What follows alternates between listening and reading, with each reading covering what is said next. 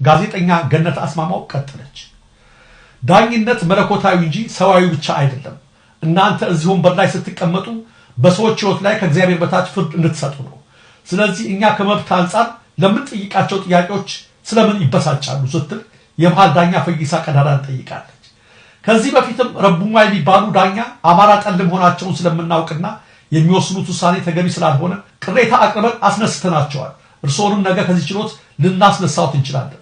እናም ያንን ለመቀበል ዝግጁ መሆን ያለቦት እንጂ መበሳጨት አይገባዎትም ስትል ቁጣቸው የተቃርኖ መሆኑን ገልጻለች። የህሊና እስረኛዋ ገነት ቀጠለች።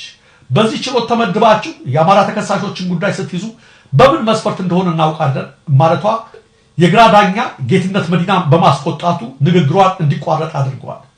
እንዴት ያለሽ እንኳን እናንተ እኛም የችሎትና በምን ጉዳይ እንደምንመደብ አናውቀውም በማለትም ምላሽ ሰጥተዋል ዳኛው። ባጭሩ ጋዜጠኛ ገነት በእለቱ ከተናገረችው መካከል የሚከተለው ይገኝበታል። እኛ የፖለቲካ እስረኞች ነን። ፍትህ ተጓድሎብናል። ከታሰር 2 ዓመታችን ነው። ህሊና ያለው ዳኛ ስለሌለ እየቀደዳችሁብን ነው። ጭራሽ እዚህ አትናገሩን ትላላችሁ እንዴ? ገና ምን አይታችሁ?